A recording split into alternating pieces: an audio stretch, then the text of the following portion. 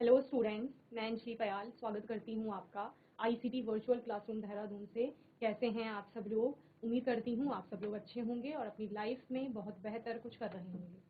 आज हम बात कर रहे हैं क्लास 9 के साइंस की, और जैसा कि मैंने लास्ट सेशन में आपको पूरा समझाया था कि साइंस यानी विज्ञान क्या होता है, इसके कितनी ब्रांचेज हैं जो मेनली आप पढ़ते हैं यहाँ पर, और उसमें से हमने केमिस्ट्री की यानी रसायन विज्ञान जो उसकी एक शाखा है उसके बारे में बात की, जहाँ पर हम कि कोई भी जो वस्तु आपके आसपास है उस वस्तु में क्या क्या चीजें हैं, अवयवी घटक जिनको हम बोलते हैं, कंपोजिशन उसका क्या है, किस चीज से मिलकर के बनी हुई है। इसके अलावा कोई दो चीजों को अगर आप मिक्स कर देते हैं तो वो फिर किस तरीके से रिएक्ट करती है, चेंज क्या आता है, जो बदलाव आपको देखने को मिलेगा वो क्या है, प्रोडक्ट आपका क्या बनेगा, अभिक्रिया किस प्रकार से होगी। तो ये सारी चीजें आप केमिस्ट्री के अंतर्गत पढ़ते हैं। इसी में यहाँ 9th क्लास के साइंस में केमिस्ट्री में जो आपके 4 चैप्टर आने वाले हैं उनमें से आपका पहला चैप्टर है मैटर इन अवर सराउंडिंग्स, यानी कि हमारे आसपास के पदार्थ। ठीक है, तो बच्चे आपके आसपास क्या है, आपके आगे एक टीवी स्क्रीन लगी हुई है, इसके अलावा आपके कीबोर्ड हो सकता है, वहां पर सीपीयू हो सकता है, यूपीएस हो सकता है, इसके अलावा बहुत सारी चीजें हो सकती है। आप जिस चेयर पे बैठे हैं वो, टेबल आपके सामने है वो, आपकी नोटबुक हो गई, आपकी पेन हो गई, तो ये सारी चीजें, इन सभी चीजों में क्या है, इन सभी में कुछ ना कुछ द्रव्यमान है, मास है इनमें कुछ ना कुछ। अगर आप इन वस्तुओं को वेइंग मशीन में रखेंगे तो इनका कुछ ना कुछ मास आएगा, तो यानी द्रव्यमान है इनमें, और आप जब इन्हें किसी स्थान पर रख रहे हैं तो वो वहां पर स्थान को भी घेर रहे हैं, तो यानी आयतन भी। तो जिन भी वस्तुओं में आपका द्रव्यमान और आयतन होता है वो आपकी पदार्थ की श्रेणी आती है। ठीक है, सिर्फ वस्तुएं ही नहीं, अगर आप हवा की बात कर रहे हैं, आप अनेक अनेक प्रकार की गैसेस की बात करते हैं, तो ये सभी भी आपकी पदार्थ की श्रेणी में आते हैं। क्यों? क्योंकि ये स्थान भी घेर रही हैं और साथ ही साथ क्या कर रही हैं, आपका इनमें द्रव्यमान भी पाया जा रहा है। ठीक है, तो मैटर इन अवर सराउंडिंग्स यानी हमारे आसपास के पदार्थ, एनीथिंग एनीथिंग यानी जो भी चीज है जिसमें क्या है, दैट हैज मास, जिसमें आपका क्या है, मास है, यानी कि द्रव्यमान, एंड टेक्स अप स्पेस। किसकी बात हो रही है? वॉल्यूम की बात हो रही है, यानी कि जो स्थान भी घेरी, आप पूरे यूनिवर्स की बात करते हैं, ब्रह्मांड की बात करते हैं, इस ब्रह्मांड का कुछ ना कुछ स्थान अगर वो चीज कवर कर रही है, दैट मीन्स कि उसमें वॉल्यूम होगा। ओके, जैसे आप हवा की बात करें, सिंपली आपने क्या किया, एक खाली बैलून लिया, उसमें आपने एयर को ब्लो किया, हवा भरी आपने गुब्बारे में, तो गुब्बारा क्या होता है, अपने शेप को चेंज करता है धीरे धीरे, यानी जैसे फूलने लगता है या बड़ा होने लगता है आप कहते हो। इससे क्या समझ आता है? इससे समझ आ रहा है कि हवा अपने लिए स्थान बना रही है वहां पर। तो स्थान बनाने का मतलब क्या है, उसमें आयतन है, वो स्थान को घेर रही है। ओके, तो ये दो चीजें अगर किसी भी चीज में है तो वो आपकी पदार्थ की श्रेणी में आएगा। Okay, then is refer to as matter, उसको क्या कहा जाता है, पदार्थ कहा जाता है। ओके, हाइड्रोजन एंड ऑक्सीजन इसके एग्जाम्पल है, ये दोनों पदार्थ की श्रेणी में आएंगे। इसके अलावा sugar, sand, air and water, ये सभी एक्सेट्रा, यानी इनके अलावा भी बहुत सारी चीजें ऐसी हैं जो आपकी पदार्थ की श्रेणी में आएंगी। Okay, small miniscular particles make up matter due to the space between the matter particle are attach to one. Okay, मैं कहती हूँ कोई भी चीज है आपके आसपास, ये पेन है मेरे पास, इस पेन का एग्जाम्पल ले लेते हैं, ये पेन आपका एक पदार्थ है, ऑब्वियसली है। कैसे, क्या क्या गुण बोले मैंने? एक कि मैं इसको अगर वेइंग मशीन में रखती हूँ तो इसका कुछ ना कुछ वेट आता है, यानी कि इसमें मास है। ओके, ये स्थान भी घेर रही है, जैसे आप इसको अपने बॉक्स के अंदर रख देते हैं तो बॉक्स का ये कुछ ना कुछ स्थान जो है वो घेर रही है। तो इसमें दोनों गुण हैं, एक तो आपका मास है यानी द्रव्यमान, और दूसरा ये आयतन को भी घेर, आयतन है इसमें, यानी स्थान घेर रही है। तो इन दोनों गुणों के कारण ये पदार्थ है। पदार्थ की श्रेणी में जब ये आ गया है, इसके बाद बात होगी कि ये बना किससे होता है। तो आपका कोई भी पदार्थ जो होता है वो छोटे छोटे कणों से मिलकर के बना हुआ है। अगर मैं कह रही हूँ कि ये एक आपका पेन है, सपोज ये पेन किससे मिलकर के बना हुआ है, तो ये छोटे छोटे आपके कणों से मिलकर के बना हुआ है। ओके, इस प्रकार इसमें क्या होंगे, छोटे छोटे कण जो कि आपस में जुड़े हुए हों, और जुड़े किससे है बच्चे?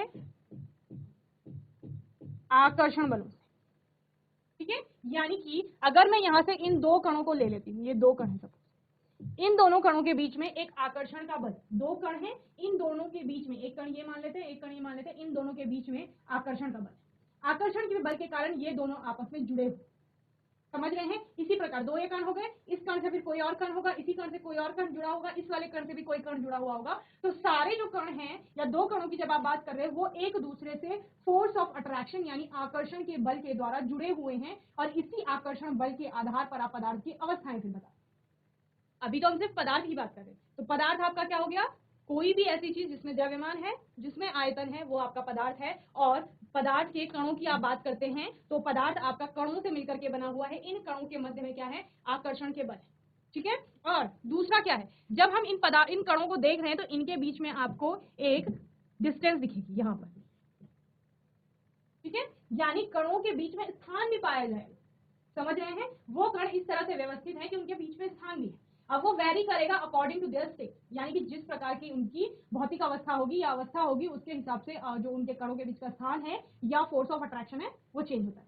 Okay, due to the space between the matter particles are attach to one another, उनके बीच में जो स्पेस है या आप अट्रैक्शन का फोर्स बोल लेते हैं, उसी के कारण जो आकर्षण का बल है उसके कारण से पदार्थ जिसके कण जो है वो एक दूसरे से जुड़े।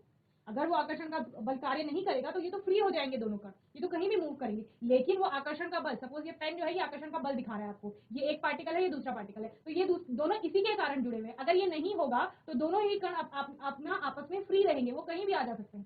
तो इस आधार पर हम आगे पदार्थों का वर्गीकरण करेंगे कि कौन सी अवस्था में पदार्थ पाया जाएगा और उसमें अट्रैक्शन फोर्स कितना होगा। ओके, तो ये आपका पदार्थ के बारे में हो गया, जल्दी से इसे नोट करेंगे।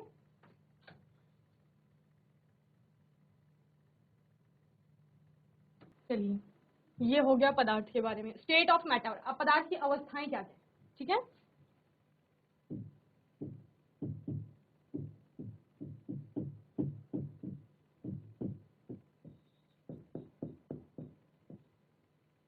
पदार्थ की अवस्थाएं क्या होंगी, तो इसको इस प्रकार से समझते हैं। हमने बोला पदार्थ आपके कोई भी वस्तु है वो छोटे छोटे कणों से मिलकर के बनी हुई है। ये हमने तीन अलग अलग वस्तुएं ले ली जो पदार्थ की श्रेणी में लाई करती हैं, ठीक है। ये तीन आपकी कोई वस्तु है, ये किससे मिलकर के बनी हुई है, कणों से मिलकर के बनी हुई है। हम कह रहे हैं छोटे छोटे पार्टिकल से आपका कोई भी मैटर बना हुआ है, तो हम उन्हीं पार्टिकल्स की बात करते हैं। एक पदार्थ है आपका जिसके कण बहुत ही पास पास है, इस प्रकार।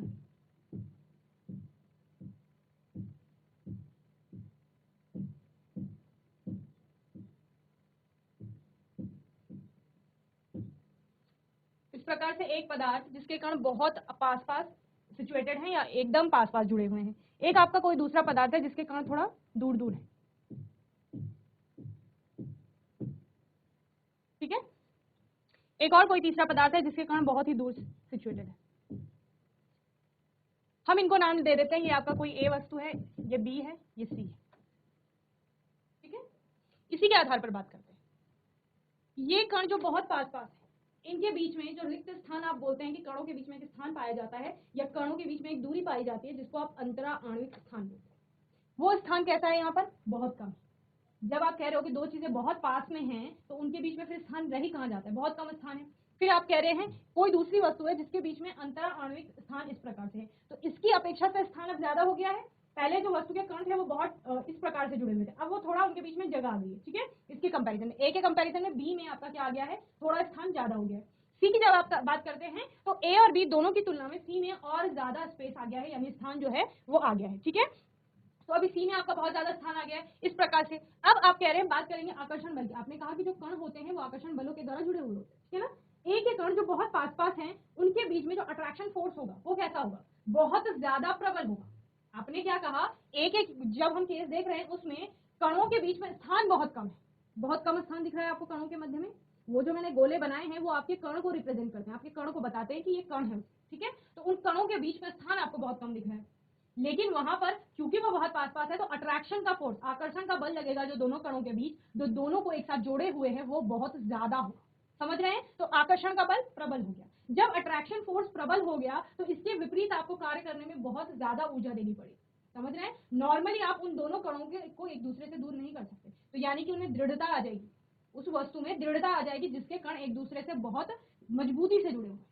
समझ रहे हैं? दूसरा केस जहां पर आपने कहा कि स्थान अब थोड़ा ज्यादा हो गया है, तो स्थान ज्यादा हो गया यानी जो आकर्षण बल होगा वो कमजोर हो जाएगा, क्योंकि आपके कण जो है वो दूर दूर चले गए हैं थोड़ा, और दूर दूर जाने की वजह से उनके बीच का आकर्षण का बल जो कार्य कर रहा है वो थोड़ा दुर्बल हो जाएगा एक ही तुलना। समझ गए? देन सी पर आते हैं। ये जो कण थे अब ये और दूर चले गए हैं, और अब हम क्या कहेंगे कि आकर्षण का बल जो है वो दुर्बल हो जाएगा, और आपके कण फ्री भी हो सकते हैं मूव करने के लिए, यानी इन कणों के बीच में अगर आकर्षण का बल नहीं है या बहुत दुर्बल है तो ये इजीली कहीं भी आ जा सकते हैं, ठीक है। तो सी में यानी कि जो स्थान है, अंतरा आणविक स्थान जिसे आप कह रहे हैं वो बहुत ज्यादा है, जैसे आपको यहाँ पर दिख रहा है स्थान कणों के बीच में बहुत ज्यादा है, लेकिन वहीं पर आकर्षण का बल जो होगा वो बहुत कम। तो इस आधार पर इन ए, बी और सी को हम तीन भौतिक अवस्थाएं हम मानते हैं मुख्य रूप से पदार्थ की। वैसे अब 4-5 अवस्थाएं पढ़ते हैं पदार्थ की, लेकिन यहाँ पर हम मेनली तीन भौतिक अवस्थाओं की बात करते हैं, जो कि क्या क्या है, आपका ठोस है, यानी सॉलिड, द्रव है यानी कि लिक्विड, और गैस है। ठीक है, सॉलिड में क्या कहा हमने, अंतराणिक स्थान जैसे आपको दिख रहा है बहुत कम है, स्थान कम होगा तो आकर्षण का बल ज्यादा होगा, अधिक होगा, सबसे अधिक आकर्षण बल वहां पर। इसीलिए क्या कह रही हूँ, मैं कह रही हूँ ये पेन ठोस अवस्था में है, इसीलिए मैं इजी से इसके कणों के बीच से अपना हाथ आर पार नहीं कर पा रही, जबकि अगर यहाँ पर पानी होता तो मैं इजीली अपना हाथ आर पार करती। गैस है, यहाँ पर हवा है, हवा में भी इजीली अपना हाथ घुमा पा रही हूँ। क्यों? क्योंकि हवा के जो कण है वो बहुत दूर है, और आकर्षण का बल, क्योंकि स्थान बहुत ज्यादा है तो आकर्षण का बल आपका कम हो जाएगा, तो उन आकर्षण के बल को मैं इजीली अपना हैंड मूव करके तोड़ पा रही हूँ या उतनी एनर्जी दे पा रही हूँ। जबकि यहाँ पर आकर्षण बल बहुत ज्यादा हो गया है और अंतर आणविक जो स्थान है वो भी बहुत कम है, इतना कम है कि मैं अपना हाथ आर पार नहीं कर पा रही हूँ इस पेन। समझ रहे हैं आप? तो वही द्रव में वो अंतरा आणविक स्थान जो है वो थोड़ा बढ़ गया है, लेकिन वो जो आकर्षण का बल है वो एक ही तुलना में, यानी ठोसों की तुलना में कैसा हो गया है, क्षीण हो गया है आपका। ठीक है, और गैस की बात करते हैं तो अंतरा आणविक स्थान बहुत ज्यादा हो गया है, लेकिन वहीं पर आपका आकर्षण बल जो होगा वो बहुत ही दुर्बल हो जाएगा। ओके, तो इस तरह हम तीन मुख्य प्रमुख अवस्थाओं में, भौतिक अवस्थाओं में पदार्थ को वर्गीकृत करते हैं, या तीन अवस्थाओं में देखते हैं। एक आपका होता है ठोस, दूसरा होता है द्रव, तीसरा होता है गैस। ठीक है, ठोस, द्रव, गैस, जैसे कि आप जल को तीनों अवस्थाओं में देखते हैं। ठीक है, आप ठोस में उसे बर्फ के रूप में देखते हैं, द्रव में आप उसे पानी के रूप में देखते हैं, और गैस में आप उसको भाप या वाष्प के रूप में देखते हैं। क्लियर है? तो तीनों अवस्थाओं में आपका जल पाया जाता है। तो इनके अब गुण क्या क्या है उनकी बात होगी। ठोस में जब आपने बर्फ को देखा तो बर्फ का एक निश्चित आकार है, अगर आपने उसको किसी बॉक्स में रखा है, सपोज क्यूब की तरह वो बॉक्स था, तो क्यूब का उसने शेप ले लिया, क्यूबॉइड रहा होगा तो वैसा शेप ले लिया, तो फिक्स शेप है। आयतन भी कैसा होता है, फिक्स होता है। द्रव्यमान कैसा होगा, वो भी फिक्स होगा। समझ रहे हैं ना? अगर ये पेन एक ठोस है, ठीक है, तो ठोस में ये कैसे है, इसका आकार निश्चित है। ये पेन अगर यहाँ पर है, यहाँ पर भी इसका शेप यही होगा, मैं इसको दूसरे रूम में रख दूं, वहां पर भी इसका शेप यही रहेगा। सिंपली मैंने इसको इस हाथ में रखा, इसका शेप यही है, मैंने इसको इस हाथ में रख दिया इस तरह से, तब भी इसका शेप यही। क्लियर? मास, जितना इस हाथ पे इसका मास था, मुझे फील हो रहा है द्रव्यमान, उतना ही इस हाथ में भी फील होगा। तो द्रव्यमान आपका फिक्स है, आकार इसका फिक्स है। इसके अलावा आयतन, जितना स्थान इसने इस यहाँ पर कवर किया उतना ही उसने यहाँ पर भी कवर किया, तो आयतन भी इसका कैसा है, निश्चित है। तो नॉर्मल कंडीशंस की बात करते हैं, यानी सामान्य परिस्थितियों में। ऐसा नहीं है कि इसको आप आग में रख देंगे तो आप कहेंगे नहीं इसने तो आकार चेंज कर लिया, तो वो एक्सट्रीम लेवल की कंडीशन चली जाती है कि आपने तापमान बहुत ज्यादा बढ़ा दिया, या आपने बहुत ज्यादा प्रेशर अप्लाई किया, इसको क्रश कर दिया, या फिर फोर्स अप्लाई किया, तोड़ दिया। तो फिर आप कहेंगे कि मैम ने तो कहा था ये आकार अपना निश्चित रखेगा, आयतन इसका निश्चित रहेगा, अब तो ये टूट करके छोटा हो गया है, या ये जब आपने इसको आग में रखा तो ये पिघल गया है, इसने अपने शेप को चेंज कर लिया है, तो आकार भी निश्चित नहीं है। तो हम नॉर्मल कंडीशंस की बात कर रहे हैं, एक्सट्रीम लेवल की कंडीशंस की बात नहीं कर रहे। ठीक है ना? वो दूसरी कंडीशंस आ जाती है। आप द्रव की बात करते हैं, आपके पास पानी है, पानी का आकार निश्चित नहीं है, ग्लास में रख दोगे ग्लास का शेप ले लेगा, उसका आकार ग्रहण कर लेगा, बॉटल में रख दोगे बॉटल का शेप ले लेगा, बाल्टी में रख दोगे उसका शेप ले लेगा, आपने ग्लास किसी बीकर में रख दिया उसका शेप ले लिया, आपने उसको टेस्ट ट्यूब में डाला उसने उसका शेप ले लिया। तो आकार जो है वो उसका निश्चित नहीं।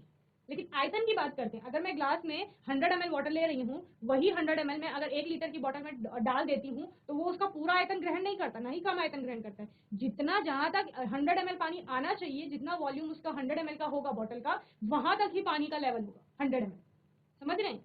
उससे ज्यादा या कम नहीं होगा, तो आयतन उसका निश्चित है। ओके, बात करते हैं गैसेस की, तो गैसेस में आकार और आयतन दोनों ही अनिश्चित हो जाते हैं।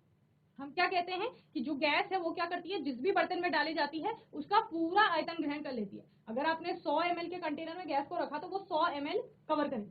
उसी गैस को, सेम उतने ही मात्रा के गैस को अगर आप 5000 ml के कंटेनर में डाल देते हैं तो वो उसका पूरा आयतन ग्रहण कर लेती है। तो आकार आयतन दोनों अनिश्चित। ओके, तो इस प्रकार से हम ठोस की यहाँ पर अवस्थाओं की बात करते हैं। Matter can be classified as solid, liquid and gas.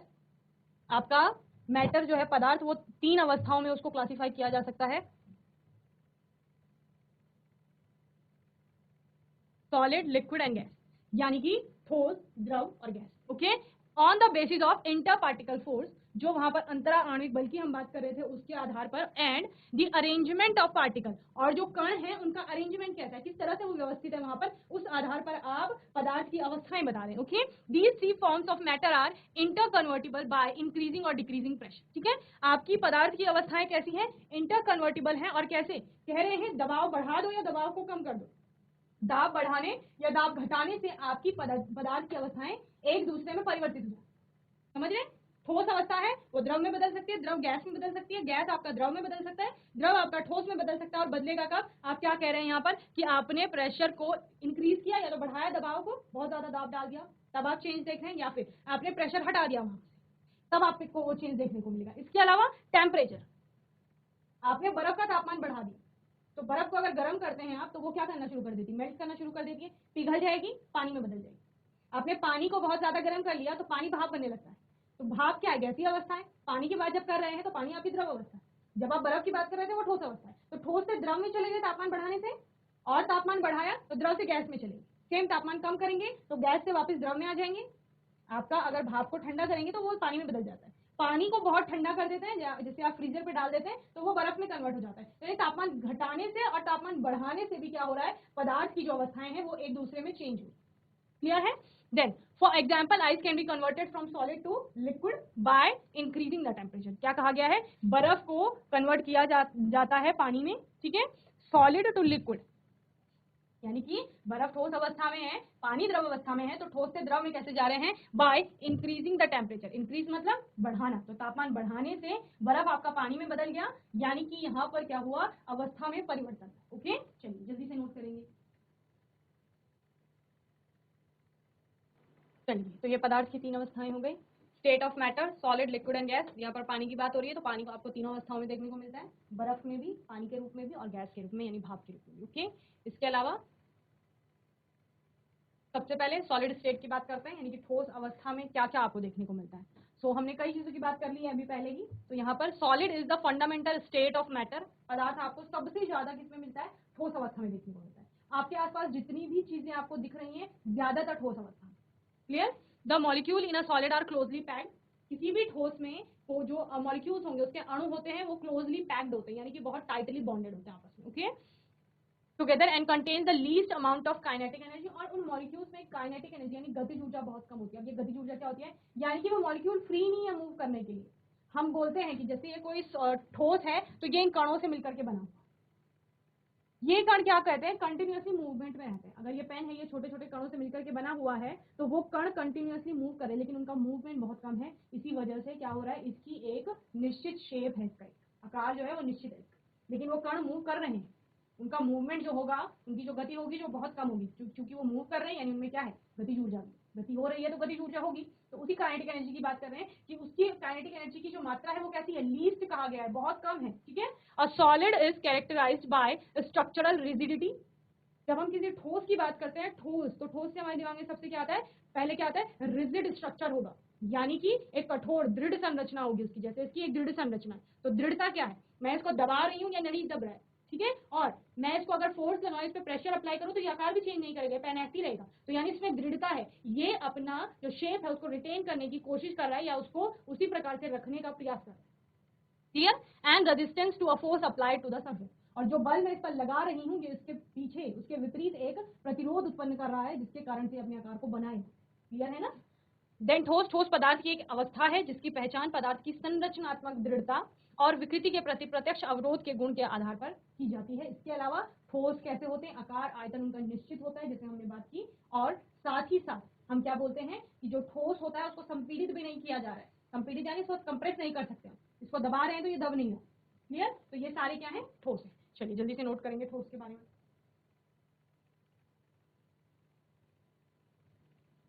तो आपने ठोस में कौन कौन सी वस्तुएं देखी? आपके पास जो पेन है जिससे आप लिख रहे हैं, जिस नोटबुक में लिख रहे हैं वो, जिस बुक से आप लिख रहे हैं वो, जो स्क्रीन आपके आगे लगी है वो, ये सारी ठोस अवस्थाएं। चेयर पे आप बैठे होंगे, टेबल आपके सामने होगी, ये सारी ठोस अवस्थाओं में आपको वस्तुएं मिल रही हैं। और बहुत सारी प्रॉपर्टीज आएंगी इस ठोस के अंतर्गत, जो कि हम आने वाले सेशंस में पढ़ें। ओके, तो आज के सेशन में हमने पदार्थ को जाना, पदार्थ किससे बना हुआ है उस कण की बात की, पदार्थ की तीन मुख्य अवस्थाओं की बात की। तो मैं उम्मीद करती हूँ पूरा सेशन आपको अच्छे से समझ में आया होगा। आने वाले सेशन में हम बचे हुए जो दो पदार्थ की भौतिक अवस्थाएं हैं उनके बारे में बात करेंगे, साथ ही साथ अंतर स्थापित करेंगे तीनों ही अवस्थाओं में, यानी तीनों अवस्थाएं एक दूसरे से किस प्रकार की। ओके, तब तक आपको इसको जितना पढ़ाया गया है उसको अच्छे से रिवाइज करना है। आगे की जो अवस्थाएं हैं उनके बारे में थोड़ा थोड़ा स्टडी करना है, ताकि आपको एक बेसिक आइडिया मिल सके। ओके, और तब तक के लिए आईसीटी वर्चुअल क्लासरूम से जुड़ने के लिए धन्यवाद।